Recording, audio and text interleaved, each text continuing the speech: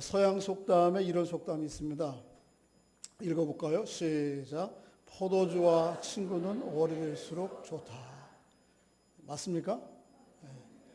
친구와 포도주는 오래될수록 좋다. 서양 속담만 있는 게 아니고 성경에도 이런 내용이 있어요. 누가복음 5장 39절에 보면 읽어보면 시작. 묵은 포도주를 마시고 새 것을 원하는 자가 없나니 이는 묵은 것이 좋다. 포도주는 어떤 게 좋아요? 묵은 것이 좋다. 2015년에 러시아의 푸틴 대통령이 그 이탈리아의 전 총리인 베를루니코스라고 하는 대통령과 함께 러시아가 무력으로 점령하는 우크라이나의 그 크림반도를 방문했습니다. 정치적인 의도가 있는 거죠. 그곳에 가서 유명한 와인 저장고, 와이너리라고 그러는데 마산드라라고 하는 저장고에 갔습니다. 그렇게 광경을 시찰을 하던 베를루스코니가 조회가 있나 봐요. 와인에 먼지가 수북히 앉은 속에서 1891년에 제조해 놓은 124년이 된 포도주를 보고는 거기 책임자에게 저거 하나 좀 따서 맛볼 수 없겠냐고. 푸틴과 이탈리아 총리가 와서 맛보겠다는데 그래서 그걸 따서 대접을 했어요. 근데 그로 끝나지 않고 조금 더 진행이 되어서 240년이 된, 별로 놀라지도 않아요. 포도주가 240년이 된 1775년산 포도주를 따서 대접을 했어요. 이것 때문에 문제가 됐습니다. 이것 때문에 거기 책임자인 파블렌코라고 하는 사람이 우크라이나 법과 크림반도의 법에 의해서 기소가 되었습니다. 이유는 뭔가 하면 이 포도주가 자그마치 액수로 하면 1억이 넘는 가격에 비싼 거예요. 뿐만 아니고 이건 너무 오래되고 귀한 것이라 크림반도와 우크라이나에서는 판매하거나 유통하지 않고 이거를 문화재로 보존하고 있는 것인데 이걸 따서 푸틴하고 베를루스코니에게 대접했어요. 그러니까 대통령과 그 사람들에 대해서 뭐라 그럴 수 없고 이 책임자인 파블렌코를 법적으로 기소한 것이죠. 포도주, 비싼 포도주는 비싼 거예요. 오래된 건, 그죠? 오늘 본문에도 이 포도주에 관한 이야기가 나옵니다. 예수 그리스도를 믿고 예수 그리스도가 약속한 성령을 받은 120명의 성도들이 기쁨과 감격 가운데에 자기들이 배우지 않은 언어로 그곳에 성지 순례를 하기 위해서 모여왔던 수많은 사람들에게 그리스도의 복음을 전하자 사람들이 다 놀래서 이야기를 하는 거예요. 뭐라고 얘기하는가 하면 이들이 새 술에 취하였다. 여기 새 술은 오래된 포도주가 아니에요. 그렇죠? 새 술은 헬라어의 근거에 찾아보면 포도주가 아니고 포도즙이에요. 이제 막 으깨 놓은 포도즙을 이야기하는 게 오늘 본문의 그 새 술이라는 말이에요. 이거는 칭찬이 아니고 뭐예요? 조롱하는 거예요. 조롱하는 거. 그러니까 예수 그리스도를 믿는, 그리고 예수 그리스도 안에 있는 진리의 체계와 그 공동체는 마치 이제 막 으깨어 놓은 포도즙과 같은 일종의 신흥 종교와 같다, 이렇게 얘기하는 거죠. 조롱하는 거예요. 사실 근데 그렇습니까? 사실 그게 아니에요. 오늘 본문에 나오는 제자들이 경험한 예수 그리스도, 그리고 그들이 전하는 복음, 그 복음을 받고 있는 여러분과 제 안에 온 복음은 참 깊고도 오래된 하나님의 구원의 역사 속에 완성된 오랜 역사 속에서 하나님이 아주 잘 숙성시킨 포도주와 같은 것이죠. 오늘 본문이 우리에게 그 사실을 보여줘요. 이걸 좀 한 가지씩 좀 살펴보도록 하겠습니다.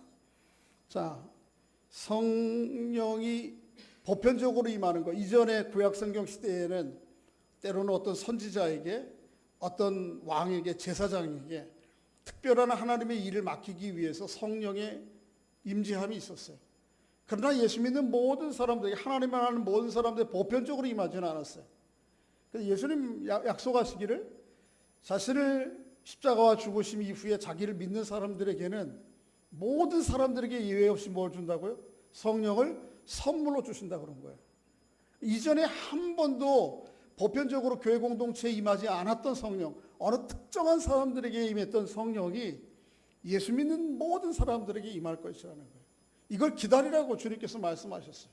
그리고는 제자들이 그 말씀을 따라서 예루살렘에 모여서 아마도 찬양했던 것처럼 마가의 다락방에 모였던 것 같아요. 그 주님을 기다린 거죠. 주님이 승천하시고 난 이후 열흘 후에 그날이 바로 무슨 날이에요? 오순절이에요. 오순절. 이 오순절날 성령이 그들에게 임하는 것이죠. 읽었지만은 뭐 슬쩍 지나갔으니까 마치 모인 자리에 강한 바람 같은 소리가 있고요. 그 다음에 각 사람들 위에 마치 혀처럼 갈라지는 불이 임한 것을 보는 거예요. 들리는 현상이 있었고 또 보여지는 현상이 있었던 거죠. 이걸 통해서 그들 모든 사람들에게 예외 없이 성령이 임재하는 역사들을 경험한 것이죠. 근데 이게 언제 일어나요? 오순절날 일어나요. 1절 읽어보겠습니다. 1절 다시 한번 시작. 오순절날 네, 언제 일어났다고요? 오순절날. 이 오순절은 도대체 어디에서부터 연유한 절기인가? 언제부터 이 오순절을 이스라엘 백성들이 지켰죠? 두 가지 의미가 있습니다. 그 안에는 이 오순절이라고 하는 첫째는 농업적인 의미가 있어요. 포도주도 농업이잖아요, 그렇죠? 또 하나는 역사적인 신학적인 의미에서 의미가 있는 절기가 이 오순절이에요. 오순절은 저를 보세요. 시기적으로 보면 첫 추수가 시작된 것을 마무리하는 시점이 오순절이에요.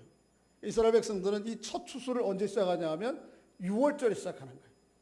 6월절에 시작해서 며칠 동안 50일 동안 마치고 나는 절기가 오순절이에요. 우리로 얘기하면 어떤 거예요? 우리 추수 언제 하죠? 가을 언제쯤 시작하죠? 10월에? 빠른 때는 훨씬 일찍 하죠. 그래서 8월 말이면 벌써 벼수확하는 데 있어요. 어쨌든 9월 달쯤 시작해서 9월 말쯤 시작해서 언제까지? 11월 한 중순까지 마치는 거예요. 그리고 우리 보통 그렇잖아요. 11월 초 이때까지. 근데 이스라엘 백성들은 어떤 거예요? 6월절에 시작해서 6월절이 지난 50일이 지난 오순절에 추수를 완성해 마치해요. 성령께서 이 땅에 오순절에 임했다고 하는 것은 농업적 절기로 이야기해서 하나님이 뿌려진 구원이 시작된 구원이 오순절에 성령 강림으로 말미암아 완성된다는 의미가 있어요. 두 번째는 이 오순절이 역사적으로 어떤 사건을 통해서 시작된 것이죠? 출애굽기 17장에 보면 출애굽기 내용에 보면 이스라엘 백성들이 애굽의 노예 상태로 있을 때예요. 그들의 탄식을 하나님께서 듣고 모세를 통해서 그들을 어떻게 하죠? 인도해냈습니다. 근데 그 과정이 만만치가 않았어요. 그들을 지배하고 있는 바로가 호락호락하게 이스라엘 백성들을 나가라고 허락하지 않았어요. 그래서 10가지 재앙이 있었고 그 10가지 재앙 맨 끝. 그러니까 이 성령 강림의 사건은 사람들이 조롱하듯이 새술이 아니에요. 아주 오래 묵은 술이에요. 그렇죠? 언제부터 연결되어 있던 거예요? 이스라엘 백성들이 경험했던 그 출애굽 사건과 이것이 아주 긴밀하게 연결되어 있는 오래 담궈진 술이에요. 나중에 좀 살펴보겠는데 그것보다 사실은 하나님이 우리에게 베푸신 이 구원의 잔은 더 일찍부터 시작되었어요. 분명한 것은 오늘 먼저는 우리가 믿고 바라보는 이 구원이 그저 어쩌다 보니까 만들어진 이 풋내나는 포도즙이 아니라는 사실을 여러분 기억하세요. 또 이 오순절 가운데에 나타난 현상이 세 가지가 있는데 첫째는 성령 임할 때 임한 현상이고 또 하나는 성령 받은 사람들이 행하는 행동으로서 보이는 현상이에요. 먼저 두 가지를 살펴보면 첫째가 뭐였어요? 바람이 부는 거예요. 바람이 보통 바람이 부는 게 아니고 어떤 바람이 불어요? 일종의 아주 격한 바람이 불죠. 2절 한번 읽어보겠습니다. 시작. 호련히 하늘로부터 급하고 강한 바람 같은 소리가 있어 그들이 앉은 온 집에 가득. 바람이 너무 세게 부니까 어떻게 소리가 나는 거죠. 우리 태풍 올 때 유리창이 깨질 정도로 바람이 부는 것처럼 그 강한 바람 소리가 있는 거예요. 또 하나의 현상이 뭐예요? 하늘로부터 각 사람 머리 위에 뭐가 있어요? 불이 임해 있는 거예요. 그게 눈으로 보이는 거예요. 그게 3절이죠. 읽어보겠습니다. 시작. 마치 불의 혀처럼 갈라지는 것이 그들에게 보여 각 사람 위에 하나씩. 근데 저를 보세요. 제가 여러 개 질문하고 싶은 거는 이 바람 소리와 불이, 이 바람과 불이, 광풍이 어디서부터 왔느냐 하는 거예요. 어디로부터? 네? 이게 어디로부터 왔을까요? 하늘로부터 왔지. 물론. 그런데 이 바람과 불이 이때의 하나님 백성에게 나타난 첫 현상이고 징조였느냐? 아니에요. 이게 언제 나타났는가 하면 이스라엘 백성들이 출애굽했을 때 앞에 소개했던 그 자리에 하나님께서 그들을 위해 임재할 때에 동반되었던 현상들이에요. 그러니까 성령 강림절에 경험했던 바람과 불은 구약의 이스라엘 백성들이 애굽을 출발해서 시내산에서 도착해서 하나님이 그들을 위해 강림하실 때에 경험했던 현상이에요. 그거의 반복이에요. 출애굽기 19장을 보면, 자, 읽어보겠습니다. 시작. 셋째 날 아침에 우레와 번개와 빽빽한 구름이 산 위에 있고 나팔 소리가 매우 크게 들리고 시내산에 연기가 자욱하니 여호와께서 불 가운데에서 거기에, 여기도 두 가지 현상이 나오죠. 그죠? 16절에는 어떤 현상이에요? 우레와 번개와 나팔의 매우 큰 소리가 있어요. 소리. 이것과 함께 하나님이 지상 세상으로 내려오시는 거예요. 하나님이 임재하시는 현상 중에 하나예요. 또 하나는 18절에 뭐예요? 시내산에 연기가 자욱하니 여호와께서 뭐 가운데? 불 가운데 강림하시는 거예요. 그러니까 오늘 본문에 성령 강림으로 말미암아 나타나는 두 가지 현상, 바람과 강한 바람 소리와 불은 구약시대 이스라엘 백성들이 시내산에서 경험했던 똑같은 경험이에요. 그러니까 이 성령의 경험이, 이 오시는 성령이 어떤 분이라는 걸 알 수 있어요? 하나님이라는 사실을 알 수 있어요. 자, 저를 보세요. 우리가 확인하고 넘어갈 것은 이것입니다. 여러분과 제가 믿는 구원, 그리고 예수 그리스도를 믿음으로 여러분과 제 안에 있는 성령의 임재와 동행은 이제 막 담근 풋내나는 포도주가 아니라는 사실이에요. 아주 오래된 하나님의 구원의 역사에서 시작된, 뭐 240년 된 거 가지고 1억이라고 그러는데 이거는 240년이 아니고 수천 년의 역사 속에서 이미 시작하신 하나님의 구원이 수많은 이스라엘 백성들의 역사 속에서, 사건들 속에서 그것들을 지나오면서 묵히고 준비해왔던 것이 누구를 통해서 개방된 것이죠? 예수 그리스도를 통해서 개방된 거고, 그것이 여러분과 저에게 주어진 거예요. 여러분과 제가 누리는 구원이, 여러분과 제 안에 있는 성령의 은혜가 이렇게 놀라운 것입니다. 그것에 대하여 참 진심으로 우리의 마음 깊은 곳에서 잔잔히 감사하며 흔들림 없는 믿음의 삶을 살아가는 여러분과 제가 될 수 있기를 주의 이름으로 축복합니다. 뿐만 아니고요, 이 여러분과 제가 누리는 구원과 여러분과 제게 임한 성령은 여러분과 저만이 아니고 온 세상으로 퍼져나가야 될 하나님의 복음의 역사예요. 또 역으로 얘기하면 세상의 모든 사람들, 그들이 어떤 처지와 어떤 형편에 있든지 들어야 될 복음이에요. 간절한 복음이에요. 긴급한 복음이에요. 가장 중요한 복음이에요. 그 내용을 오늘 본문은 4절 이하에서 기록을 하고 있어요. 자, 저를 보세요.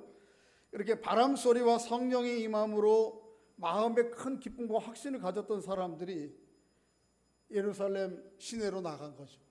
근데 예루살렘 시내에는 당시에 세상 곳곳에서 온 수많은 순례객들이 있었어요. 이스라엘 역사를 돌이켜보면 BC 732년에 아수르에서 포로되면서 이스라엘 백성들이 세계 곳곳으로 흩어졌어요. 또 586년에 바벨론의 침략으로 말미암아 그 예루살렘 팔레스티나 안에 있던 사람들이 곳곳으로 흩어졌어요. 이 사람들 중에 아주 경건한 사람들은 자신들의 정체성을 잃지 않기 위해서, 신앙을 잃지 않기 위해서 정기적으로 아니면 꼭 한 번이라도 예루살렘에 오는 거죠. 유월절과 뭐를 지키기 위해서? 오순절을 지키기 위해서. 그래서 유월절에 시작된 절기를 최소한 오순절까지는 마치고 자기 각 고향으로 돌아가는 거예요. 이 사람들이 와 있던 거예요, 곳곳에서. 근데 그 사람들이 말이 통해요, 안 통해요? 잘 안 통해. 왜냐하면 저 여러분 보세요. 우리가 미국이나 어느 다른 나라에 이민을 가면 1세대들은 말을 안 잊어버려요. 1.5세대들은 어떻게 하죠? 말은 몇 마디 해. 근데 글은 몰라. 근데 2세대, 3세대가 되면 말을 알아요, 몰라요? 알아. 3세대? 예. 근데 이스라엘 백성들은 이미 올해는 700년 전에 노예가 풀려간 거고 그 나라에 사는 거고 가깝게는 586년 전에 갔던 거니까 그들의 언어를 기억할까요? 대부분 기억을 못해요. 단지 그래도 유대인으로서의 신학적 정체성은 가지고 있는 사람들이 곳곳에 와 있는 거예요. 그들에게 놀랍게도 이 120명의 성령의 은혜가 있던 사람들이 나가서 전하는 거예요.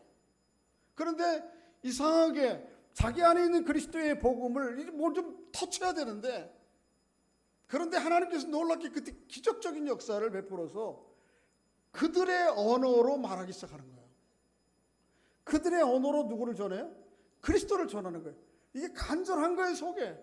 근데 하나님께서 그 간절함을 들으시고 놀라운 기적적인 역사로 배우지 않았던 영어를 하고 배우지 않았던 일본어를 하고 배우지 않았던 중국어를 통해서 주는 그리스도요 살아계신 하나님의 아들이라고 고백을 하는 거예요. 단기 선교 갈 때 요만한 카드에다가 그 나라 언어 몇 가지 하거든요. 우리 청년들도. 그래서 인도 가면 인도말로, 그 다음에 네팔 말은 네팔말로 간단한 인사, 감사합니다 이런 것도 하고, 예수는 누군가 간단한 소개 쪽지를 가지고 간단 말이에요. 그런데 오늘 본문에 나오는 이 사람들은 대부분 7절에 있는 것처럼 갈릴리 사람들이에요. 갈릴리라고 하는 말은 좋은 말투가 아니에요. 당시의 사람들에게는 저 촌사람들, 이런 사람들, 배우지 못한 사람들. 그들이 놀랍게도 각국의 언어로 사람들에게 말하기 시작하는 거예요. 제가 오늘 본문에 거기 8절부터 9절부터 나오는 11절까지 있는 지명들이 있거든요. 쭉 그 지명들이 어떻게 구성이 되어 있는지를 만들어 봤어요. 이렇게 되어 있어요. 한번 지도가 있는데, 이 지도는 당시에 로마가 지배하고 있는 제국 전체죠.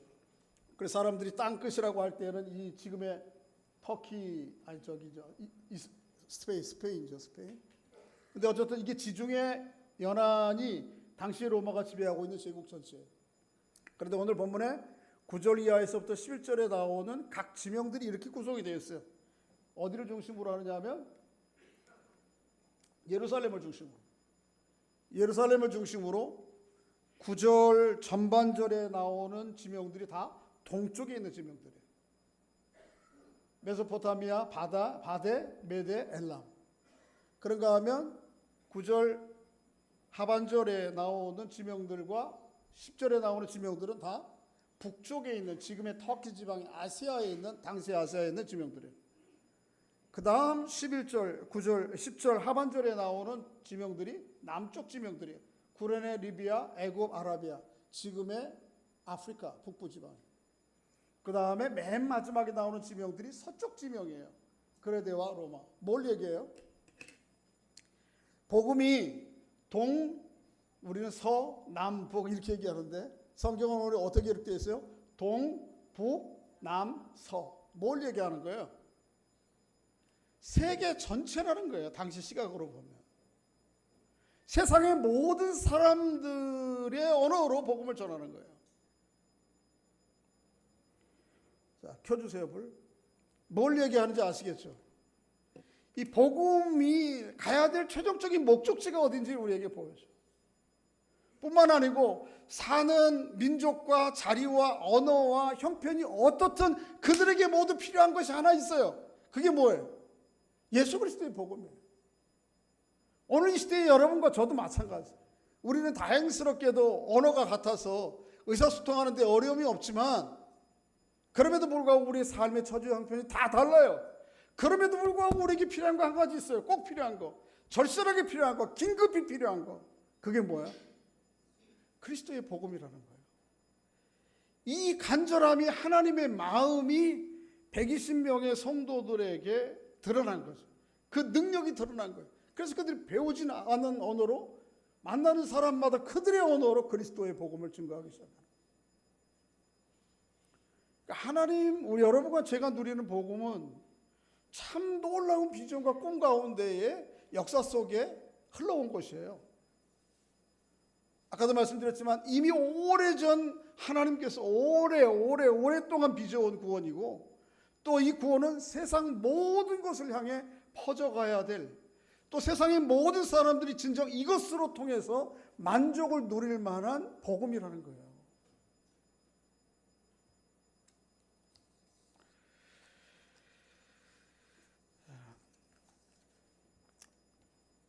별로 여러분들이 감동이 별로 없으시네. 자, 놀랍게도 말이 다른데 의사소통이 다 되는 거예요. 그 현상들에 너무 우리가 집착하면 안 되고, 여기에 담겨져 있는 신학적 의미가 뭔지 여러분 생각해야 돼요. 자, 이 언어의 문제, 그래서 언어로 말미암아 언어가 다름에도 불구하고 의사소통이 다 되고 그 언어의 장벽을 넘어 그리스도의 복음이 전해지는 역사는 이미 구약에 있던 사건들에 대한 역행이에요. 이스라엘 백성들이 아니지, 세상에 죄악이 있고 난 다음에 하나님이 홍수로 심판하시죠. 홍수 심판 후에 사람들이 다시 번성해 가기 시작해요. 번성해 가던 사람들이 신할 평지에서 모아요. 그리고 그들이 의기투합해요. 뭐라고 한가 하면, 언어가 다 같으니까, 야, 이제 꽤 우리 사람들이 많아졌는데 벽돌을 구워서 탑을 쌓고 이 탑을 정점으로, 구심점으로 해서 더 이상 흩어지지 말고 우리의 세계를, 우리의 세상을 우리가 한번 만들어 보자. 그게 창세기 11장에 나오는 바벨탑 사건이에요. 그죠? 한번 볼까요? 이렇게 결의해요. 시작. 성읍과 탑을 건설하여 그 탑 꼭대기에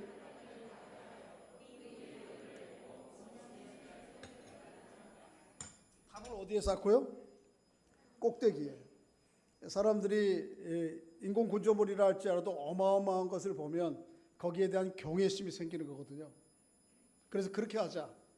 그리고 흩어짐을 면하고 우리의 삶을 우리가 확보하자. 이게 바벨탑 사건이거든요. 이거 어떤 저희예요? 하나님 주권 별로 필요 없습니다. 우리 인생은 우리가 살아갈 수, 우리 세상은 우리가 만들어갈 수 있습니다. 당신 더 이상 필요 없습니다라고는 하나님에 대한 아주 노골적인 반영이거든요. 그런데 이거 이렇게 쌓아지기 시작하니까 하나님 보시기에 이거는 정말 인류적 반역이거든요. 한 개인이 죄로 말미암아 잘못하는 것도 있지만 모든 사람들이 함께, 모든 인간들이 한 언어로 하나님 앞에 반역하는 것을 이 하나님이 두고 보실 수 없는 거죠. 그래서는 안 되는 거죠. 그래서 하나님께서 이 계획을 무산시키시죠. 근데 무산시키는 방법이 뭐냐 하면 그들에게 언어가 통하지 않는 거예요. 자, 보세요. 오늘은 이 부족이, 당신들이 오늘은 일할 일이 있어요. 당신들 오늘 벽돌을 구우세요. 내일은 공정해 보니까 이 부족이 털을 닦으세요. 이렇게 말이 다 통했는데 어떤 날 보니까 나와서 이 사람들하고 이 사람들 의사소통을 하는데 이 사람들은 뭐라고 떠드는데 뭐라고 그러는 거야? 못 알아듣는 거야, 이쪽이. 이쪽이 뭐라고 그러니까 저쪽에서 못 알아듣는 거야. 그러니까 어떻게? 처음에는 못 알아듣고 이상하다가 나중에 갈등이 일어나는 거예요. 더 이상 그 탑 쌓는 일을 할 수가 없게 되는 거예요. 이게 하나님이 하시는 일이에요. 자, 11장 그 다음에 나오는 6절 7절 읽어보겠습니다. 시작. 여호와께서 이르시되 이 무리가 한 족속이요 언어도 하나이므로 이같이 시작하였으니 그 이후로는 그 하고자 하는 일을 막을 수 없으리로다. 자, 우리가 내려가서 거기서 그들의 언어를 혼잡하게 하여 그들이 서로 알아듣지 못하게 하자. 하나님께서 이 바벨탑을 쌓는 사람들의 계획을 무산시키는 방법은 뭐였어요? 언어를 혼잡스럽게 하는 거예요. 못 알아듣는 거예요, 서로. 그러니까 결국은 어떻게 되죠? 사람들이 이거 안 되겠다, 못 하겠다. 그리고 일을 포기하는 거예요. 그런데 오늘 본문은 놀랍게도 사는 지역이 다르고 언어가 다른데도 그 언어의 장벽을 뛰어넘어서 그리스도의 복음이 전해져요. 어떤 걸 뭘 얘기하는 거예요? 신할 땅에 있던 바벨론의 역사들이 성령 강림으로 말미암아 반대로 역으로 회복되는 것을 의미해요. 그런데 이게 하나님을 향해서 반역하려고 하는 회복이 아니고 어떻게 해요? 그리스도의 복음의 순종함으로 말미암아 모든 민족 모든 나라가 하나님 앞으로 돌아오게 하는 의미에서의, 그래서 바벨론의 사람들이 추구했던 궤도를 반대로 정반대로 바꾸는 사건이 이게 바벨론의 성령 강림의 사건이에요.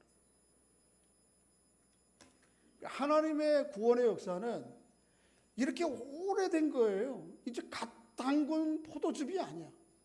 풋내나는 포도즙이 아니에요.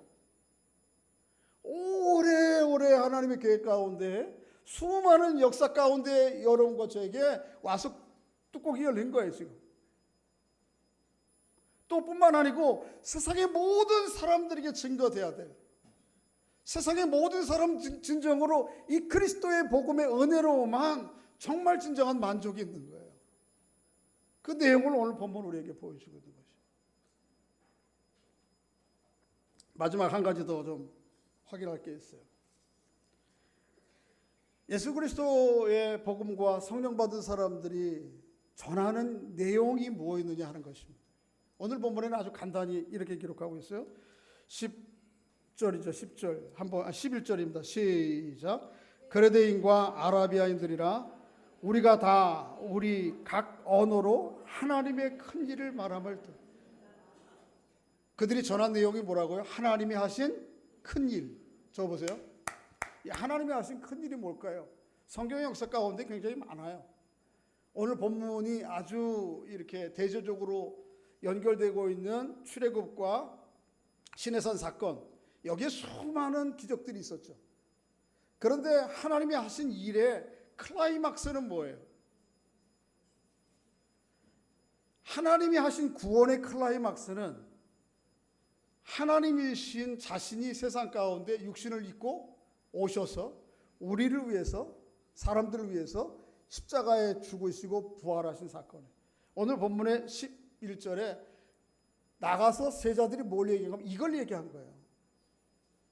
하나님이 하신 큰 일의 클라이막스, 예수 그리스도의 십자가의 죽으심과 부활을 얘기한 거예요. 자, 보세요. 원래 이 땅에 오신, 육신을 입고 오신 주님은 어떤 분이셨죠? 요한복음 1장에 보면 하나님과 함께 계신 분이에요. 그죠? 하나님과 본질이 본체가 같으신 분이에요.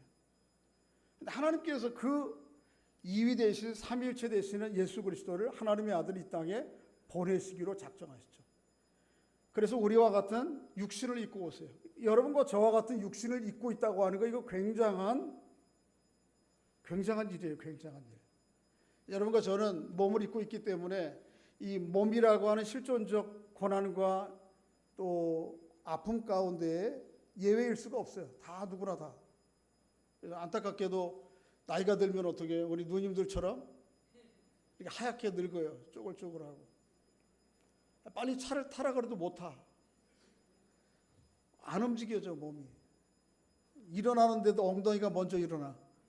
머리부터 안 일어나고. 또 어느 권사님 아침에 어떤 중한 병에 걸렸다고 하는 판단을 받으셨다고. 참 슬픈 가운데 있는데 피할 수가 없어요. 내 개인적인 실존적 고난만이 아니고 우리가 죄악된 세상 가운데 겪게 되는 고난들이 있어요. 아직도 물에서 올라오지 않은 헝가리죠? 네? 네. 뭐 사람들이 뭘 잘못한 게 있어요? 인간이라고 하는 실존적 존재가 된다고 하는 것은 내가 의도했던 또 의도하지 않았던 모든 환난과 고난들을 함께 지고 간다는 걸 의미해요. 주님께서 이 땅에 오시는 것은 바로 그 고난을 다 지시는 거예요. 우리와 같이. 히브리서 기자는 그 내용에 대해서 2장에 이렇게 기록하고 있어요. 한번 읽어보겠습니다. 시작. 자녀들은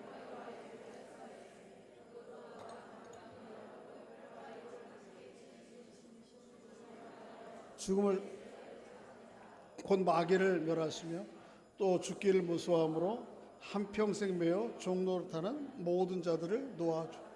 그러니까 인간이 되고 육신이 된다고 하는 건 즐거운 일도 있지만 인간이기 때문에 육신이기 때문에 져야 되는 실존적 고난이 있는 거예요. 배고픔이 있고 굶주림이 있고 병들림이 있고 늙음이 있고 헤어짐 아쉬움이 있고 고통이 있고 다 주님이 이걸 다 경험했습니다. 최종적인 고난과 환난은 뭐냐면 죽음이에요. 사람들이 죽는다는 사실 앞에 절절 매는 거예요. 그리고 이 죽음을 매개로 사람들을 조종하는 존재가 있어요. 그게 누구예요? 마귀예요. 이 죽음 앞에 사람들은 벌벌 기는 거예요. 그런데 주님이 이 땅에 육신으로 입고 오신 이유는 우리와 죽음을 때문에 최종적으로 고난과 어려움 가운데 두 손 드는 우리들에게 이 죽음의 문제로부터 해결해 주시기 위해서.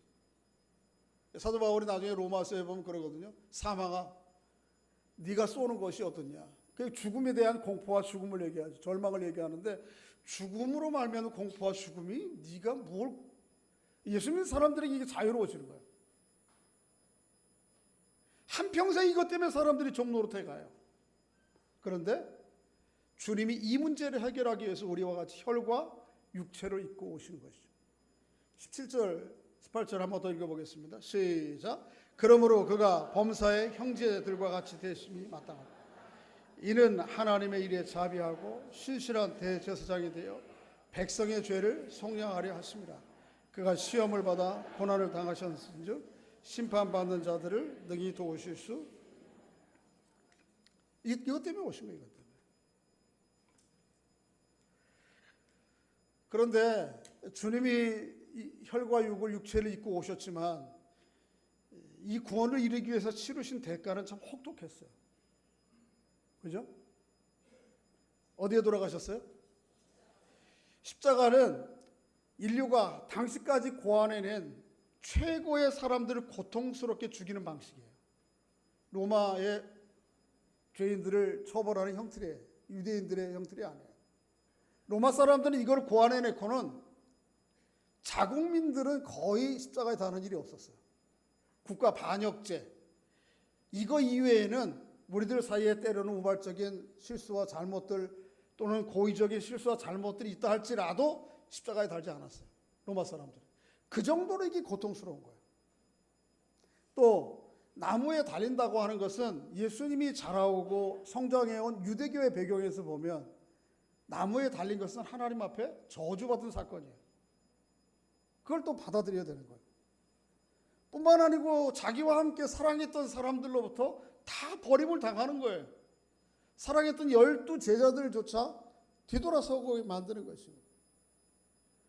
뿐만 아니고 누구로부터 버림받는 거예요? 하나님 아버지로부터 버림받는 거예요.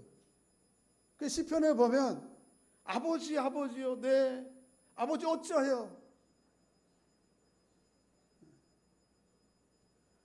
제발 이 잔을 어떻게 해서요? 옮기시옵소서.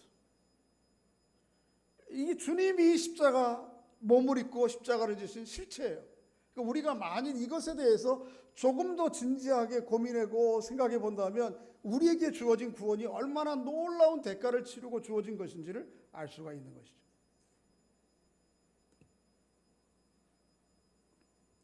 마치 주님의 표현들을 얘기하면 시편 22편의 표현들을 얘기하면 나는 물같이 쏟아졌으며 내 모든 뼈는 어그러졌으며 내 마음은 밀랍같이 내 속에서 녹아내린 것이죠.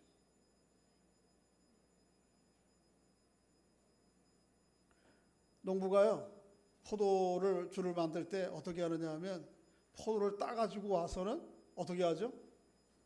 포도즙 틀에 놓고 기계로 요즘은 짭니다만은 짠다고 그러는데요.